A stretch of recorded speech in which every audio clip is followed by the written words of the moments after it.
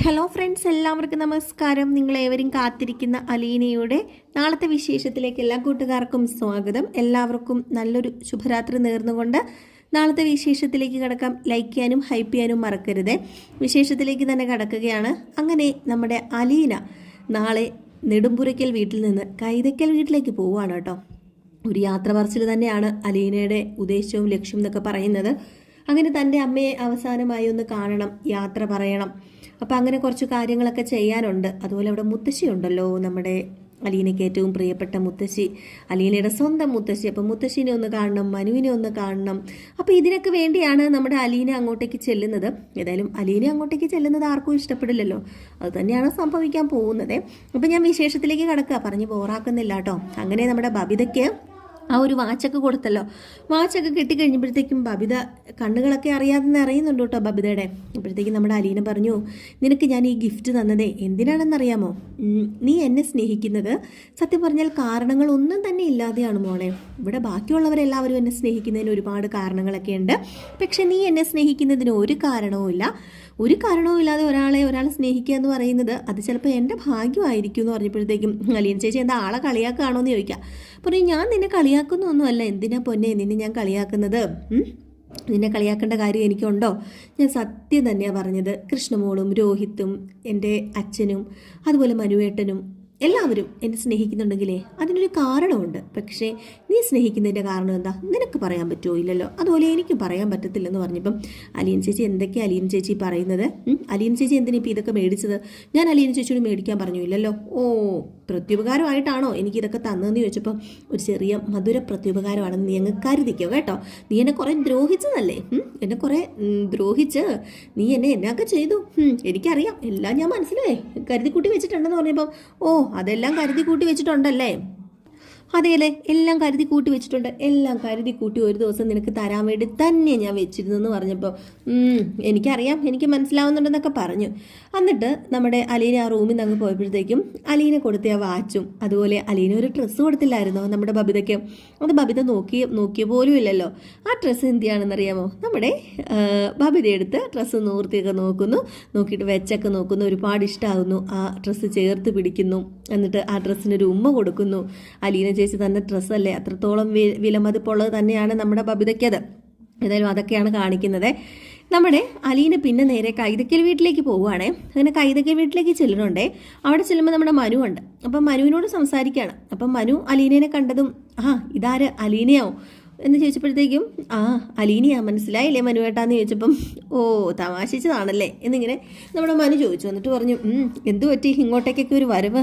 അത് പിന്നെ എല്ലാവരും ഒന്ന് കാണണം എന്നൊക്കെ തോന്നി മനുവേട്ടാ, മുത്തശ്ശീനെ കാണണം. പിന്നെ എനിക്ക് മേഡത്തിനെ ഒന്ന് കാണണം. ഞാൻ പോവുകയാണല്ലോ. ഓ അപ്പോൾ യാത്ര പറച്ചിലല്ലേ?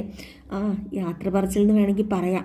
എനിക്ക് ആദ്യം യാത്ര പറയേണ്ടത് ആരോടെന്ന് അറിയാമോ മനുവേട്ട? എൻ്റെ മേഡത്തിനോട്, അതായത് എൻ്റെ അമ്മയോട്. നിൻ്റെ അമ്മയോട് യാത്ര പറയാനാണോ നീ ഇങ്ങോട്ട് വന്നത്? അമ്മയോട് മാത്രമല്ല, മുത്തശ്ശിയോട് യാത്ര പറയണം, എല്ലാവരോടും യാത്ര പറയണം. എല്ലാവരോടും യാത്ര പറയാൻ വേണ്ടിയാണ് ഞാൻ ഇങ്ങോട്ട് വന്നത്. അപ്പം നിനക്ക് എന്നോട് യാത്ര പറയണ്ടേ? അപ്പം നീ എന്നോടും യാത്ര പറഞ്ഞ് പോവാണോ എന്നുള്ള രീതിയിൽ ഇങ്ങനെ ചോദിച്ചപ്പം മനുവേട്ട എന്തിനാ മനുവേട്ട ഇങ്ങനെയൊക്കെ സംസാരിക്കുന്നത്? മനുവേട്ടനെ എനിക്ക് എത്രത്തോളം ഇഷ്ടമാണെന്ന് മനുവേട്ടനെ അറിയാമല്ലോ.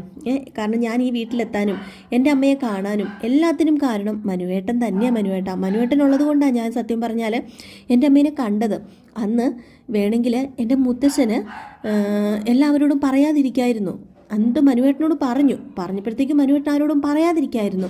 പക്ഷേ മനുവേട്ടൻ എല്ലാവരോടും ഇത് പറയുകയും എല്ലാവരും ഇത് അറിയുകയും ഒക്കെ ചെയ്തില്ലേ? എനിക്കിങ്ങോട്ടേക്ക് വരാൻ പറ്റിയതും മനുവേട്ടൻ കാരണമല്ലേ? മനുവേട്ടൻ അത് അച്ഛനോട് പറഞ്ഞപ്പം അച്ഛനും മനുവേട്ടനും കൂടെ ചേർന്ന സ്നേഹനിവേദനത്തിൽ വന്നതുകൊണ്ടാണല്ലോ എന്നെ ഇങ്ങോട്ട് കൊണ്ടുവരാൻ പറ്റിയത്. അപ്പം ഞാൻ ഏറ്റവും കൂടുതൽ കടപ്പെട്ടിരിക്കുന്നത് ആരോടാ? മനുവേട്ടനോട് തന്നെയാണ് എന്നൊക്കെ ഇങ്ങനെ പറയാണ്. അപ്പോൾ ഇത് കേട്ട് കഴിഞ്ഞപ്പോഴത്തേക്ക് നമ്മുടെ മനു, ഓ യാത്ര പറച്ചിൽ മാത്രമല്ലല്ലോ, എനിക്ക് മനസ്സിലായി. ഇതിപ്പം എന്നോട് ഒരു താങ്ക്സ് പറയുന്നത് പോലെ അല്ലെങ്കിൽ നന്ദി പറച്ചിലും കൂടെ ആണല്ലേ എന്ന് പറയുമ്പം അങ്ങനെ മനുവേട്ടന് തോന്നുന്നുണ്ടോ നന്ദി പറച്ചിലാണെന്ന്? തോന്നുന്നുണ്ടെങ്കിൽ ഒരിക്കലും ഞാൻ നന്ദിയില്ലാത്തവളല്ല. ഞാൻ നന്ദി പറയേണ്ട സ്ഥലത്ത് നന്ദി പറയുക തന്നെ ചെയ്യും. അതിപ്പം മനുവേട്ടനോടല്ല, ആരോടാണെങ്കിലും അവരുടെ മുഖത്ത് നോക്കി നന്ദി ഞാൻ പറയണമല്ലോ, അതാണല്ലോ വേണ്ടത് എന്നൊക്കെ പറഞ്ഞപ്പോഴത്തേക്കും, ഏതായാലും നീ യാത്ര പറയാൻ വന്നതല്ലേ, ചെല്ല്, നീ നിൻ്റെ അമ്മയോട് അവസാനമായിട്ട് യാത്ര പറഞ്ഞു. യാത്ര പറഞ്ഞിട്ട് പോവുമല്ലേ നീ? എല്ലാവരോടും യാത്ര പറഞ്ഞ് പോകുന്ന നിന്നെ ഞാൻ എന്തിനാ തടഞ്ഞു നിർത്തുന്നേ? ചെല്ല് എന്നിങ്ങനെ പറഞ്ഞു കേട്ടോ. ഏതായാലും ഈ സമയത്ത് നമ്മുടെ അലീന അകത്തേക്ക് കയറി പോകുന്നു. അപ്പോഴത്തേക്കും മനുവും അലീനയും സംസാരിച്ചുകൊണ്ട് നിന്നപ്പോൾ തന്നെ നമ്മുടെ കമലയ്ക്ക് അത്രയ്ക്ക് വലിയ, കമലയാണെങ്കിൽ രാവിലെ അമ്പലത്തിൽ അങ്ങാണ്ടൊക്കെ പോയിട്ട് വന്നതാണ്. അമ്പലത്തിലൊക്കെ എന്നാത്തിനാണ് പോകുന്നതെന്ന് അറിയത്തില്ല കേട്ടോ നമ്മുടെ കമല. എന്തോ പ്രാർത്ഥിക്കാനും എടുക്കാനൊക്കെ പോകുന്നതെന്നാണ് പറയുന്നത്. പക്ഷേ ഇതുപോലെ കുശുമ്പും കുന്നായ്മയും മനസ്സിൽ വെച്ച് അമ്പലത്തിൽ പോയിട്ട് എന്തോ കിട്ടാനാണെന്ന് ദൈവത്തിനറിയാം.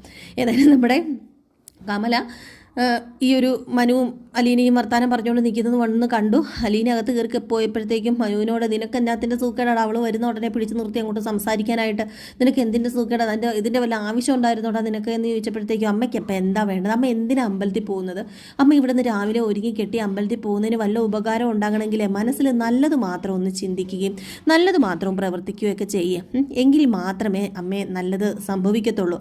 അല്ലാതെ മനസ്സിൽ കുശുമ്പും കുന്നായ്മയും ഒക്കെ ആയിട്ട് ഇങ്ങനെ നടന്നു കഴിഞ്ഞിട്ടുണ്ടെങ്കിൽ മനസ്സ് മുരടിച്ച് പോവുള്ളൂ എന്നൊക്കെ ഇങ്ങനെ പറഞ്ഞു കേട്ടോ. അപ്പോൾ ഇത് കേട്ടപ്പോഴത്തേക്കും നിന്നോട് പറഞ്ഞിട്ട് കാര്യമില്ലല്ലോ, നീ ആണെങ്കിൽ അവളെ എടുത്ത് ഒക്കത്ത് കയറ്റിക്കൊണ്ട് നടക്കുകയല്ലേ, നടക്കങ്ങോട്ട് നടക്ക്. അവൾ ഒക്കത്ത് കയറ്റി വെച്ചാണ് ഇപ്പം ബാലചന്ദ്രൻ്റെ കുടുംബം നശിച്ച് നാരായണക്കല്ലെടുത്ത് നിൽക്കുന്നതെന്ന് പറഞ്ഞപ്പോഴത്തേക്കും ആ കുടുംബം നശിച്ച് നാരായണക്കല്ലെടുത്ത് നിൽക്കാനേ ഒരേ ഒരു കാരണക്കാരി, അത് വേറെ ആരുമല്ല, അമ്മയുടെ നാത്തൂന് വൈജയില്ലേ എൻ്റെ ആൻറ്റി. വൈജ ആൻറ്റി നന്നായിരുന്നെങ്കിൽ ഒരിക്കലും ആ കുടുംബം മോശമാവില്ല എന്ന് പറഞ്ഞപ്പോഴത്തേക്കും എല്ലാവരും ഇനി വൈജയുടെ തലയിൽ കൊണ്ടിട്ടാൽ മതിയോ? എടാ ആരാടാ സഹിക്കുന്നത്? ഒരു വേലക്കാരീനെ വീട്ടിൽ വിളിച്ച് വരുത്തി അവളെ കയറ്റി ക്ഷണിച്ച് അകത്തിരുത്തി അവൾക്ക് സ്വന്തം മക്കളുടെ സ്ഥാനവും കൊടുത്ത് സ്വന്തം ഭാര്യനെ ഇറക്കി അടിച്ച് ഓടിച്ചും വിട്ടിട്ട് ആരാടാ ഇതൊക്കെ കണ്ടിട്ട് നോക്കിക്കൊണ്ട് നിൽക്കുന്നത്? ഞാൻ വൈജയുടെ ഭക്ഷണം ചേർന്ന് പറയുന്നൊന്നുമല്ല, പറയാതിരിക്കാൻ പറ്റത്തില്ലല്ലോ എന്നൊക്കെ പറഞ്ഞിട്ട് നമ്മുടെ കമല അങ്ങ് പോയി കേട്ടോ.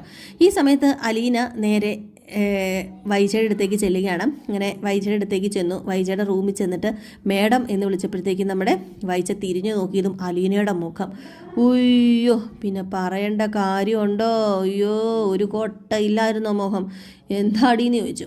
നിന്നോട് ആരാടി ഇങ്ങോട്ടേക്ക് വരാൻ പറഞ്ഞു? നിൻ്റെ മുഖം കാണാതിരിക്കാനും നിന്നെ കാണാതിരിക്കാനും വേണ്ടിയല്ലേടി ആ വീട്ടിൽ നിന്ന് ഞാൻ ഇറങ്ങിപ്പോന്നു. ഇപ്പം നീ വന്നതിൻ്റെ ഉദ്ദേശം എന്താടീന്ന് ചോദിച്ചപ്പോഴത്തേക്കും അത് പിന്നെ മേഡം ഒന്ന് സമാധാനപ്പെടും മേഡം ഞാനിപ്പോൾ ഇങ്ങോട്ടേക്ക് വന്നത് വേറെ ഒന്നിനുമല്ല, ഞാൻ പോകുക മേഡം എന്ന് പറഞ്ഞപ്പോൾ പോകുവാന്നോ? നീ ആളെ കളിയാക്കാൻ വേണ്ടി വന്നാണോ? നീ എപ്പോഴും അങ്ങനെയാണല്ലോ, പോകുക വരുക നിൽക്കുക എന്നൊക്കെ പറയുന്നുണ്ടല്ലോ, എന്നാടി നീ ഇറങ്ങി പോകുന്നത്? അതിന് വല്ല ഡേറ്റ് വല്ലതും എടുത്തിട്ടുണ്ടോ എന്ന് ചോദിച്ചപ്പോഴത്തേക്കും ഉടനെ തന്നെ പോകും മേഡം, കൂടിപ്പോയ 2-3 ദിവസത്തിനുള്ളിൽ ഞാൻ നെടുമ്പുരയ്ക്കൽ വീട്ടിൽ നിന്ന് പടിയിറങ്ങും. മേഡത്തിന് അവിടെ മക്കളുടെയും ഭർത്താവിൻ്റെയും ഒക്കെ കൂടെ താമസിക്കാൻ ഞാനൊരു തടസ്സമാണല്ലോ, അപ്പോൾ പിന്നെ ഞാൻ പടിയിറങ്ങി കഴിയുമ്പോഴത്തേക്കും മേഡത്തിന് താമസിക്കാമല്ലോ എന്നിങ്ങനെ പറയാണ്. അപ്പോൾ ഇത് കേട്ട് കഴിഞ്ഞപ്പോഴത്തേക്കും നിൻ്റെ ഔദാര്യം പോലെ ആണല്ലോടി നീ പറയുന്നത്, ആ വീട്ടിൽ വലിഞ്ഞു കയറി വന്ന് കെട്ടി താമസിക്കുന്നതും പോരാ, ഇനി അന്തസ്സുണ്ടോടി നിനക്ക്? അന്തസ്സും അഭിമാനവും ഒക്കെ ഉണ്ടെങ്കിൽ ആരെങ്കിലും ചെയ്യുവോടി ഇങ്ങനെ? ഒരു കുടുംബം തകർത്ത് കുട്ടിച്ചോറാക്കിയിട്ടല്ലേടി നീ ഇവിടെ നിൽക്കുന്നത്? നിനക്ക് എങ്ങനെയാണ് എൻ്റെ മുമ്പിൽ വന്ന് നിന്നിങ്ങനെ പറയാനൊക്കെ തോന്നുന്നത്? ഒരു കുടുംബം തകർത്തിട്ട് വന്ന് നിൽക്കുന്നു, നിൻ്റെ അമ്മയോ പിഴച്ചു പറ്റൂ, ഇനി നീ എങ്കിലും അങ്ങനെ ആകാതിരിക്കടി എന്ന് പറയുമ്പോഴത്തേക്കും ദേഷ്യം വന്നിട്ട് നമ്മുടെ അലീന പറഞ്ഞു, എന്തിനാ മേഡം പറഞ്ഞ് കാട് കയറി അങ്ങേയറ്റം വരെ പോകുന്നത്? എൻ്റെ അമ്മയൊന്നും പിഴച്ച് പ്രസവിച്ചിട്ടില്ല. പിഴച്ച് പ്രസവിച്ചതേ 10-23 വർഷം മുമ്പ് ആഗ്രയിൽ വെച്ച് ആരാണെന്ന് ഞാൻ പ്രത്യേകിച്ച് എടുത്തു പറയേണ്ട കാര്യമുണ്ടോ എന്ന് ചോദിച്ചു. ഇത് കേട്ടതും വൈജി അങ്ങ് നിന്ന് ഉരുകി കേട്ടോ. വൈജയ്ക്ക് അങ്ങ് മുഖത്തടിച്ച പോലെയായിപ്പോയി, അങ്ങ് എന്തോ പോലെയായിപ്പോയി വൈജയ്ക്ക്. വൈജയാണെങ്കിൽ നീ എന്താടി പറഞ്ഞത് എന്ന് ചോദിച്ചപ്പം ഞാനേ ഒരു പച്ച പരമാർത്ഥമാണ് മേഡം പറഞ്ഞത്, ഞാൻ പറഞ്ഞത് ഒരു സത്യമാണ് മേഡം, വേറൊന്നുമല്ല. മേഡം 23 വർഷം മുമ്പ് മേഡവും പ്രസവിച്ച് തള്ളിക്കളഞ്ഞില്ലായിരുന്നോ ഒരു പെൺകുഞ്ഞിനെ? ആ സ്ഥാനത്താണ് ഞാനിവിടെ നിൽക്കുന്നതെന്ന് മേഡത്തിനൊന്ന് ചിന്തിച്ചുകൂടെ? അല്ലെങ്കിൽ ആ കുഞ്ഞാണ് ഞാൻ എന്നൊന്ന് കരുതിക്കൂടെ? കാരണം അങ്ങനെ ഒരു കുഞ്ഞിനെ മേഡം പ്രസവിച്ചെറിഞ്ഞ് കളഞ്ഞല്ലോ, ആ കുഞ്ഞിനെ തള്ളിക്കളഞ്ഞല്ലോ. ആ കുഞ്ഞുണ്ടായിരുന്നെങ്കിൽ ഇപ്പം അതിന് 23 വയസ്സായേനെ. ആ കുഞ്ഞ് തന്നെയാണ് ഞാൻ എന്ന് പറഞ്ഞിട്ട് ആ കുഞ്ഞിനെ പോലെ എന്നെ കണ്ടുകൂടെ? ഞാൻ സത്യത്തിൽ മേഡത്തിനെ എൻ്റെ അമ്മയായിട്ട് തന്നെയാണ്, മേഡം എൻ്റെ അമ്മയാണ്, ഈ എൻ്റെ മുമ്പിൽ നിൽക്കുന്ന ഈ മേഡം എൻ്റെ സ്വന്തം അമ്മയാണ്, എനിക്ക് അമ്മ തന്നെയാണ് എന്ന് പറഞ്ഞിട്ട് എനിക്ക് എൻ്റെ അമ്മയെ പോലെ തന്നെയാണെന്ന് പറഞ്ഞപ്പോഴത്തേക്കും കണ്ട തെരുവിൽ കിടന്ന പട്ടികളുടെ ഒന്നും അമ്മയാകാൻ എന്നെ കിട്ടില്ലടി. കണ്ട തെരുവിൽ എച്ചിൽ തിന്ന് കിടന്ന് വളർന്നുണ്ടായ കണ്ട പെണ്ണുങ്ങളുടെ അമ്മയാകാനേ എനിക്കിപ്പം മനസ്സില്ലടി. അമ്മ, നിനക്കൊരു അച്ഛനുണ്ടല്ലോ, അച്ഛനും അമ്മയും എല്ലാം കൂടെ കൂട്ടി ഒരെണ്ണം ഉണ്ടല്ലോ, അത് മതി. നീ എത്രയും പെട്ടെന്ന് അവിടെ നിന്ന് ഇറങ്ങി പോകുന്നുണ്ടെങ്കിൽ ഇറങ്ങി പോകാൻ നോക്കുക എന്ന് പറഞ്ഞപ്പോഴത്തേക്കും മേഡത്തിന് ഒരിക്കൽ ഇതെല്ലാം തിരുത്തി പറയേണ്ടി വരും മേഡം. അന്ന് മേഡം എന്നെ ഈ ഒരു കണ്ണിലല്ലായിരിക്കും കാണുന്നത് എന്ന് പറഞ്ഞപ്പോഴത്തേക്കും നമ്മുടെ വൈജ വല്ലാണ്ടങ്ങായി കേട്ടോ. അത്രയും പറഞ്ഞിട്ട് അലീന അങ്ങ് മാറി ഇറങ്ങിപ്പോയി, യാത്രയൊക്കെ പറഞ്ഞ് ഇറങ്ങി അങ്ങ് പോവുകയാണ്.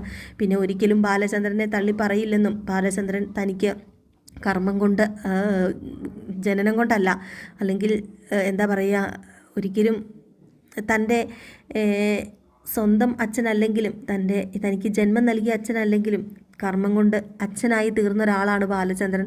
ആ ബാലചന്ദ്രൻ സാറിന് നല്ലത് വരുന്നത് മാത്രമേ ഞാൻ ചെയ്യുകയുള്ളൂ. അല്ലാതെ ഒരിക്കലും ഞാൻ ആ സാറിന് മോശം വരുന്നതൊന്നും ചെയ്യില്ല, അച്ഛന് മോശം വരുന്നതൊന്നും ചെയ്യില്ല. നിങ്ങൾ നന്നായിട്ട് ജീവിക്കട്ടെ, നിങ്ങൾ നന്നായിട്ട് ജീവിക്കണം. അച്ഛനും അമ്മയും എൻ്റെ സഹോദരിമാരൊക്കെ ഒരുമിച്ച് ജീവിക്കാൻ വേണ്ടി ഞാൻ പ്രാർത്ഥിക്കാം എന്നൊക്കെ പറഞ്ഞിട്ടാണ് അലീന അവിടുന്ന് മാറിപ്പോകുന്നത്. പകുതിയും അലീന പറഞ്ഞതൊക്കെ കേട്ടിട്ട് അതിനോ എന്താണൊരർത്ഥമെന്ന് പോലും അറിയാതെ, എന്തിനാണ് അലീന അങ്ങനെ പറഞ്ഞത്, അലീന എങ്ങനെയാണ് ഇതൊക്കെ അറിഞ്ഞത് എന്ന് പോലും അറിയാതെ ആകപ്പാടെ പകച്ചു നിൽക്കുകയാണ്. ഇനി അലീന അറിഞ്ഞിട്ടുണ്ടെങ്കിൽ ബാക്കി കഥകളൊക്കെ ബാലചന്ദ്രൻ അറിയുമായിരിക്കുമോ എന്നൊക്കെ ഒരു ചെറിയ പേടിയും ഈ പറയുന്ന നമ്മുടെ വൈജയ്ക്കുണ്ട് കേട്ടോ. ഇത് കഴിഞ്ഞ് പിന്നെ വൈജ യാത്ര പറയാൻ പോകുന്ന നമ്മുടെ മുത്തശ്ശിയുടെ അടുത്തേക്ക് തന്നെയാണ്. ഇങ്ങനെ മുത്തശ്ശിയുടെ റൂമിലേക്ക് ചെന്നിട്ട് മുത്തശ്ശി എന്ന് വിളിച്ചുകൊണ്ട് ചെന്ന് കെട്ടിപ്പിടിച്ചൊരു ഉമ്മയൊക്കെ കൊടുക്കുകയാണ്. ഇത്ര ദിവസം എവിടെയായിരുന്നു എന്നൊക്കെ ചോദിക്കുമ്പോഴത്തേക്ക് ഞാനേ വേറെ എവിടെയാ, നെടുമ്പുരയ്ക്കലുണ്ടായിരുന്നേ, ഞാൻ ഇന്നിങ്ങോട്ടേക്ക് വന്നത് വേറെ ഒന്നും അല്ല. അല്ല നീ തന്നെ വന്നല്ലോ, ബാലനും അതുപോലെ മക്കളും ഒന്നും വന്നില്ലേ എന്ന് ചോദിച്ചപ്പോൾ ഞാൻ തന്നെ ഉള്ളൂ, ഞാൻ വന്നാൽ പോരെ ഇങ്ങോട്ടേക്ക്, ഞാൻ തന്നെ വരുന്നതിന് ഇപ്പോൾ എന്താ പ്രശ്നം ഇരിക്കുന്നത്, ഞാൻ ഇങ്ങോട്ടേക്ക് വന്നതിനെ ഒരു കാരണമുണ്ട് മുത്തശ്ശി. അതെ, മുത്തശ്ശീനെ നോക്കാൻ വേണ്ടിയല്ലേ എന്നെ ഇങ്ങോട്ട് കൊണ്ടുവന്നത്. എന്നിട്ട് കുറച്ച് നാളൊക്കെ ഞാൻ മുത്തശ്ശീനെ നോക്കി, പിന്നെ പതിയെ കാലങ്ങളൊക്കെ മാറി, കാരണങ്ങളൊക്കെ മാറി, പിന്നെ മുത്തശ്ശീനെ നോക്കാൻ വന്ന ഞാൻ ഇപ്പം എന്തേ നമ്മുടെ നെടുമ്പുരയ്ക്കൽ വീട് നോക്കേണ്ട ഒരു അവസ്ഥയായി. ഏതായാലും ഇനിയേ നെടുമ്പുരയ്ക്കൽ വീട്ടിൽ നിൽക്കാൻ എനിക്ക് അർഹതയില്ല, ഞാൻ നെടുമ്പുരയ്ക്കൽ വീട്ടിൽ നിന്ന് പോവാണ്. മുത്തശ്ശിയുടെ മോള് മസിൽ പിടിച്ച് ഇവിടെ ഇരിക്കുകയാണല്ലോ എന്നറിയാമല്ലോ. ഞാനായിട്ട് ഇനി എന്തിനാ മുത്തശ്ശീനെ മോളുടെ മസിൽ പിടിച്ച് ഇവിടെ ഇരിക്കുകയും വാടക വീട്ടിലേക്ക് മാറ്റുകയും ഒക്കെ ചെയ്യുന്നത്. ഏതായാലും മുത്തശ്ശിയുടെ മോള് വിചാരിക്കുന്ന പോലെ കാര്യങ്ങളൊക്കെ നടക്കട്ടെ. പിന്നെ എനിക്കൊരു കാര്യം പറയാനുണ്ട് കേട്ടോ, വേറെ ഒന്നുമല്ല. അവിടെ ചെന്നിട്ട് മുത്തശ്ശിയുടെ മോള് അവിടുത്തെ കാര്യങ്ങളൊക്കെ കുഴച്ച് മറിക്കാതെ ഒന്ന് നോക്കണമെന്ന് പറഞ്ഞേക്കണം കേട്ടോ. കാരണം അറിയാലോ, അച്ഛന് ഭയങ്കര ദേഷ്യമുള്ള കൂട്ടത്തിലാണ്, എനിക്ക് നന്നായിട്ട് അറിയാം. ഞാനും കൂടെ പോയി കഴിഞ്ഞാൽ മിക്കവാറും അച്ഛനാകപ്പാടെ തളർന്നു പോകും. ഇവിടെ നടക്കാൻ പാടില്ലാത്ത കുറേ കാര്യങ്ങളൊക്കെ നടക്കാനും ചാൻസ് ഉണ്ട്. അപ്പം എന്നെ തിരിച്ച് വിളിക്കരുതെന്ന് അമ്മയുടെ മോളോട് പറഞ്ഞേക്കണം. ഞാൻ വരത്തില്ല, ഒരിക്കലും ഞാൻ വരത്തില്ല. അങ്ങനെ തിരിച്ച് വിളിച്ചു കഴിഞ്ഞാൽ ഒരിക്കൽ ചിലപ്പം ഈ പറയുന്ന മുത്തശ്ശിയും എന്നെ കാണണമെന്നൊക്കെ പറഞ്ഞ് വിളിക്കും. അപ്പോഴൊന്നും ഞാൻ വരില്ല എന്നൊക്കെ പറഞ്ഞപ്പോൾ മോൾ എന്തൊക്കെയാണ് ഈ പറയുന്നത്, എനിക്ക് മനസ്സിലാവുന്നില്ല, എന്താ മോളി പറയുന്നതെന്നൊക്കെ ചോദിച്ചു കഴിഞ്ഞപ്പോഴത്തേക്കും അതൊക്കെ മുത്തശ്ശിക്ക് മനസ്സിലായിക്കോളും. മുത്തശ്ശിക്ക് ഞാനൊരു സമ്മാനം കൊണ്ടുവന്നിട്ടുള്ളതെന്ന് പറഞ്ഞുകൊണ്ട് നമ്മുടെ മുത്തശ്ശിക്ക് ഒരു സെറ്റും നേരിയതും ഒക്കെയാണെന്ന് തോന്നുന്നു, എന്തോ ഒരു ചെറിയൊരു സമ്മാനമൊക്കെ നമ്മുടെ അലീന കൊടുക്കുന്നുണ്ട് കേട്ടോ. ഡ്രസ്സൊക്കെ എടുത്ത് കൊടുക്കുന്നുണ്ട്. ഏതായാലും മുത്തശ്ശിക്കും ഒരുപാട് സങ്കടമുണ്ട്. മോളെ കുഞ്ഞെ, നിന്നെ ഇവിടുന്ന് പറഞ്ഞു വിടാൻ എനിക്ക് ആഗ്രഹം ഉണ്ടായിട്ടല്ല, എന്ത് ചെയ്യാനാ, എൻ്റെ മോളൊരു മഹാപാപിയായി പോയല്ലോ. അവളെ ആർക്കും പിടിച്ചു നിർത്താൻ പറ്റത്തില്ല. എൻ്റെ ഈ വയറ്റിൽ തന്നെ വന്ന് പിറന്നല്ലോ അവൾ ആസത്ത്, എന്ത് ചെയ്യാനാ മോളെ ഇവിടുന്ന് വിടണമെന്നോ അല്ലെങ്കിൽ മോള് ഇവിടെ നിന്ന് എൻ്റെ കൂടെ നിൽക്കണം എന്നൊക്കെ തന്നെ മോളെ എന്നെ നോക്കിയ ദിവസങ്ങളിലൊക്കെ ഞാൻ എണീറ്റ് നടക്കാറായതായിരുന്നു. എന്ത് ചെയ്യാനാ, ഏതായാലും മോക്ക് നല്ലത് മാത്രമേ വരത്തുള്ളൂ. മോള് പോയിട്ട് വാ, മോൾ എവിടെയാണെങ്കിലും മുത്തശ്ശീനെ മറക്കരുത്, വിളിക്കണം കേട്ടോ എന്നൊക്കെ പറയുകയാണ്. ഏതായാലും ഇതൊക്കെ കേട്ട് കഴിഞ്ഞപ്പോഴത്തേക്ക് നമ്മുടെ അലീന എന്നാൽ പിന്നെ ശരി പോവാണ് എന്നൊക്കെ പറഞ്ഞിട്ട് യാത്രയൊക്കെ പറഞ്ഞ് ഇറങ്ങുന്നു. പിന്നെയും മനുവിനോട് യാത്ര പറയാനൊക്കെ നിൽക്കുന്നുണ്ട്. ഏതായാലും കാത്തിരുന്ന് തന്നെ കാണാം ഇനി എന്തൊക്കെയാണ് സംഭവിക്കാൻ പോകുന്നത് എന്ന്. വലിയ വലിയ യുദ്ധങ്ങളൊക്കെ ഇനിയിപ്പം കടന്നു പോകാനുണ്ട്. ഏതായാലും വൈജ ഇനിയിപ്പം അനുഭവിക്കാൻ പോകുന്നത് വെറും ക്രൂരതയുടെ ഇതല്ല, വഞ്ചനയുടെ കഥയല്ല. നമ്മുടെ വൈജ എണ്ണി അനുഭവിക്കാൻ പോകുന്നത് മറ്റേ ഈ സൂചി നഖത്തിനകത്ത് കുത്തിക്കയറ്റുന്ന വേദനയില്ലേ, അതുപോലെ ഇഞ്ചിഞ്ചായിട്ട് കൊല്ലും കേട്ടോ. നമ്മുടെ ബാലചന്ദ്രൻ. കാത്തിരുന്ന് തന്നെ കാണാം. സംഭവിക്കാൻ പോകുന്ന കഥകളും കഥാരൂപങ്ങളൊക്കെ ആയിട്ട് ഞാൻ വരാം. അപ്പോൾ കാത്തിരിക്കുക. അപ്പം അടുത്ത വിശേഷവുമായിട്ട് കാണുന്നത് വരെ എല്ലാവർക്കും ടാറ്റ ബൈ ബൈ. ലൈക്ക് ചെയ്യാനും ഹൈപ്പ് ചെയ്യാനും ഒന്നും മറക്കരുത് കേട്ടോ. നമ്മുടെ വീഡിയോ ആദ്യമായിട്ട് കാണുന്നവരാണെങ്കിൽ സബ്സ്ക്രൈബ് ചെയ്യുക. ഫേസ്ബുക്ക് പേജിലാണ് കാണുന്നെങ്കിൽ ഫോളോയും കൂടെ ചെയ്യണേ. അപ്പം ബൈ ബൈ.